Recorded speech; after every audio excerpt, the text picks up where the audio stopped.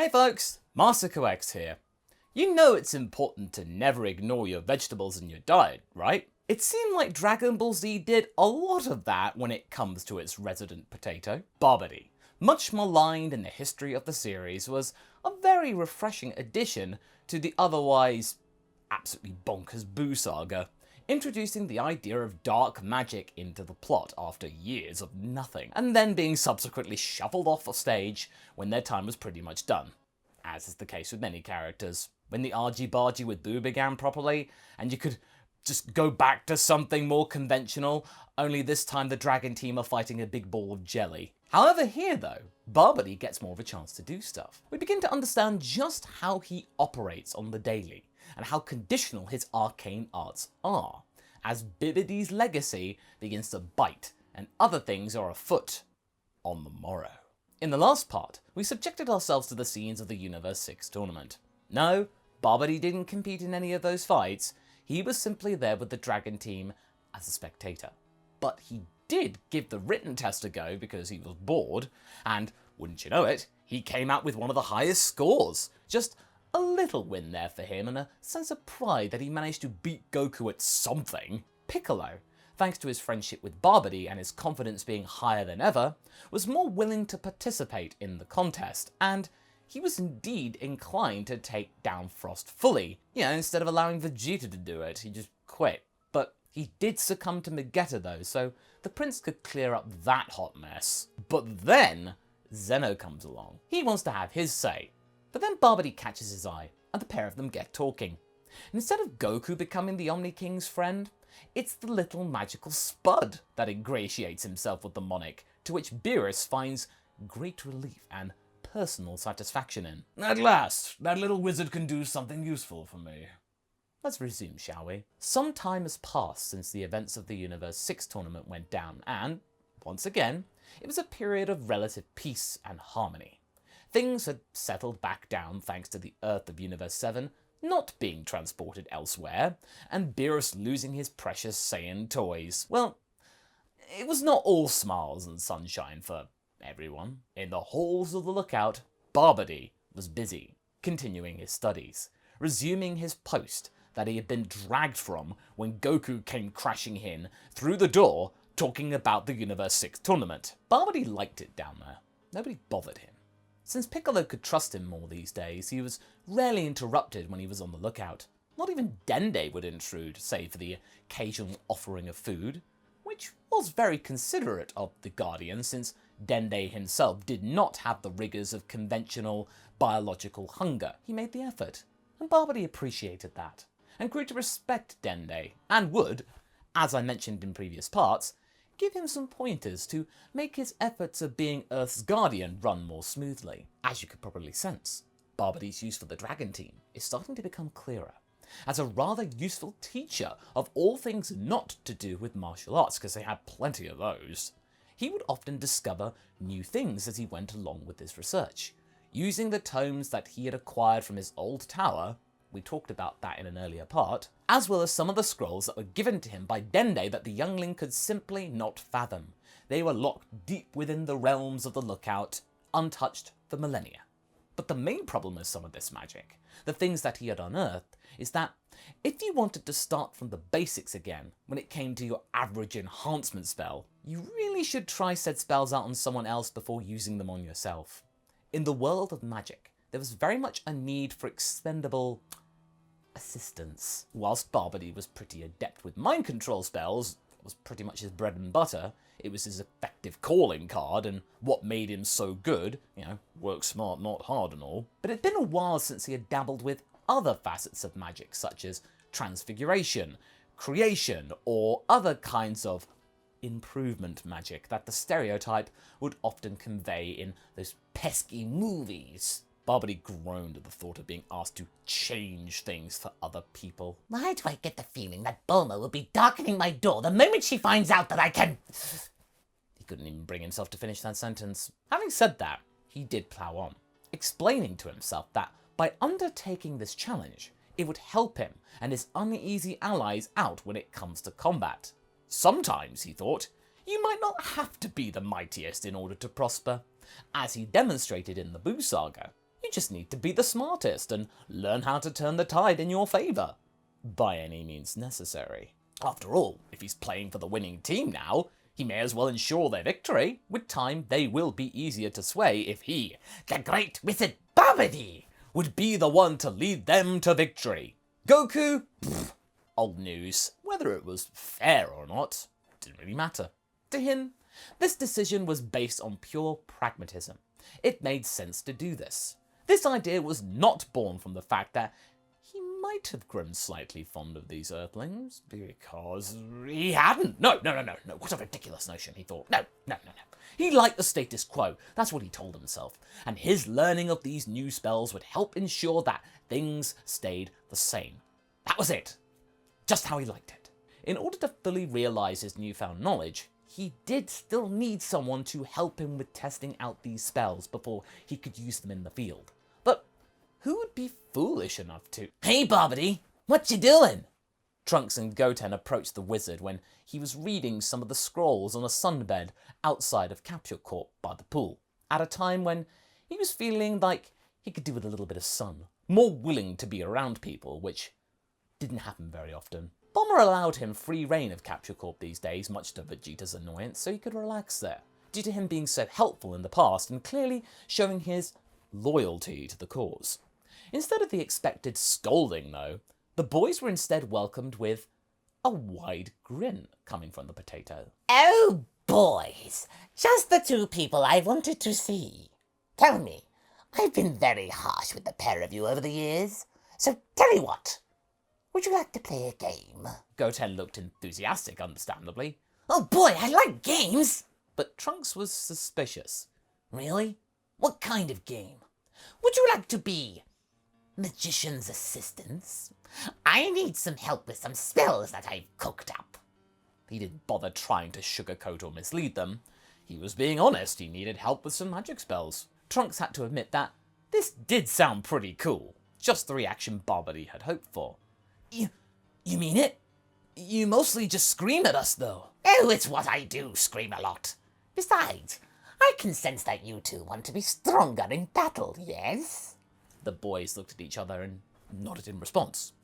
Oh, how predictable. You see, it's been a good long while since I've used these spells, so I wanted to give them a test drive before deploying them in the next encounter that may befall us, because you know it will happen. Goku invites it. Those foolish kids were all in. But before they took their leave to begin this little practice, Bulma confronted them. Hey, where exactly are you three going? This had better be not you about to pull some pranks on Vegeta. Again. Babidi laughed nervously. You know me, Bulma. I would not risk stoking the ire of Vegeta. The boys are merely helping me out with something. They're going to be, don't say guinea pigs, don't say guinea pigs, don't say guinea pigs. My assistants for some magical studies. Yes. Oh, I'm so glad that you've started to get along with them. Keep in mind, though, that if something happens to them, myself and Chi-Chi will end you. You do know that, right? Bulma loomed over Babidi as she said this, and the mage gulped, muttering a very wavering, Yes? Okay then, have fun. Babidi gulped loudly as Bulma just skipped away. But then she turned around. Say, Babidi, those spells you're working on, do any of them help you out with, you know? She gestured to her chest. No, the mage said flatly. Well, with that awkward interlude out of the way, Babidi resumed his plan. Let's go, boys. Let's find a relatively empty space in which to practice. A wasteland like you people like to often frequent. Instead of a barren wasteland, however, the wizard and his two new assistants found a rather sizable plateau nestled within Mount Paozu. It would be the perfect place in which to test some things out. All right, boys. The first spell I wanted to test out was a speed enhancement incantation. I call it, Babidi's Great Haste. Trunks flexed with a sly smile. Bring it on, old-timer. All right, stay still. Now seriously, Trunks, stop moving! As Babidi finished casting his new spell, Trunks' movements immediately changed. The sensation didn't hurt the boy, nor exert his muscles in any unusual manner. No. The only thing that was apparently different was the fact that Trunks' movements were hastened tenfold, faster than he had ever been before. He was absolutely blown away. "This is awesome!" Goten blinked twice. I can't see him. Where is he?" In the distance, they could hear a very faint exclamation or inquiry. "Babidi! How do I stop?" They suddenly heard a loud rumble as Trunks had managed to stop, creating a huge shockwave that proceeded to knock down several trees. Luckily, the spell had protected Trunks from the more dangerous effects of said impact. But nevertheless, Trunks was laying on top of a tree, slightly dazed, but otherwise okay. Well, good to know that the protection part of the spell still works. I guess. If this worked like real physics, what we would see would not be a pretty sight. What do you mean still works? Wasn't that a guarantee? Goten started to look worried as to what might be coming for them after this spell. Babidi could sense doubt forming and had to quickly win favour back. No, of course it was. Just a figure of speech is all. Let's test another one. Goten, you'll like this one. I call it Babidi's maximum gigantification. Goten instantly understood what this was about. Oh, that sounds familiar. I heard Piccolo can do that too. Well, this is more than what Piccolo can do. I can do what he can to other people. So therefore, I win. Trunks got up and muttered. It wasn't a contest. Quiet, you. Want to finally grow up or not? The perspective of becoming a giant felt pretty tempting for Goten, so he allowed Babidi to work his magic, and sure enough, he grew to a size that allowed him to quickly run up to the top of Mount Paozu and back in less than a minute. This naturally causing all the nearby animals to run away for their lives, and scaring some of the farmers and cattle who could sense the rumblings and quakes from the other side of the mountain range. Even Chi-Chi had to rub her eyes out of sheer disbelief, because she could swear that she saw her son running up and down the horizon in the distance. What? Several 100 feet high? I guess I'm working too hard, she muttered to herself before laying down on the sofa and taking a very long nap. This is so awesome! I'm a monster! Rah! His voice was very deep and scary sounding from the spell. Babidi was busy trying to calm the boy down. Try not to run! You level the entire prairie! Not that I care, but Piccolo will blame me for it, and you know it! When Trunks came to his senses properly, ready to jump back in, he started to fly around Goten's head as they were trying their best to reenact a scene from a kaiju movie they once saw. You're surrounded, monster! Give up the girl! Never! Yeah! Babidi, do you want to be the damsel in distress? Babidi, although glad 2 of his spells worked with no trouble, was tired of this frippery. All right, you two, enough of your goofing off! You've got more spells to check. Babidi snapped his fingers, causing Goten to rapidly shrink, and Trunks to suddenly stop moving. They had more work to do. But from what they'd experienced, today was going to be anything but boring. And so, they did numerous tests with Babidi's other spells. Such hits like Babidi's invulnerable stone skin, which is highly effective against attacks, but Trunks could hardly move when turned into stone. Okay, I just have trouble moving my mouth, said Trunks in his stone-like form. But for Babidi, was this really a failure? Trunks being unable to speak? Then there was Babidi's multiplication projection, but the sheer amount of clones that Goten and Trunks had managed to generate almost caused Babidi to experience severe nausea. There were hundreds of the darn things. Multiform? Eat your heart out. Stop moving for a second! Your every move causes the copies to... Hey! You're doing this on purpose, aren't you? Then there was Babidi's gravity reversal, something that could be used offensively, as he managed to stop the boys from flying just from his fingertips alone, no matter how hard they tried to move. But on the flip side, this technique could also be handy, as it could also help them escape from a tricky situation if they lost the ability to fly for some reason. If Babidi got them with this, they could be whisked away from the battlefield and out of harm's way in an instant. Finally, there was Babidi's magical shield, that allowed Trunks to sustain several Kamehamehas from Goten without having to move. He could just simply take them, with no ill effects or even any singed clothing. After all the spell testing, all 3 of them were exhausted. But it went well. Babidi had to admit to himself that all of this testing and experimentation had a semblance of fun about it. It had been a somewhat pleasurable experience. Say what you will about those 2 brats, they were certainly eager. In time, he would test more and more spells with them, as the spellbook could only have a limited amount of power kept within its tomes in one sitting. Maybe in time he will make them into fully fledged minions and his personal musklies. Yes, that was a delightfully devilish idea. Those two practically begged to be enchanted. As they were heading home to Capture Corp, they noticed something strange though.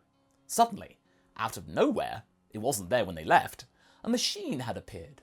A machine that Babidi hadn't recognised. As the three of them approached said machine, they noticed someone nearby.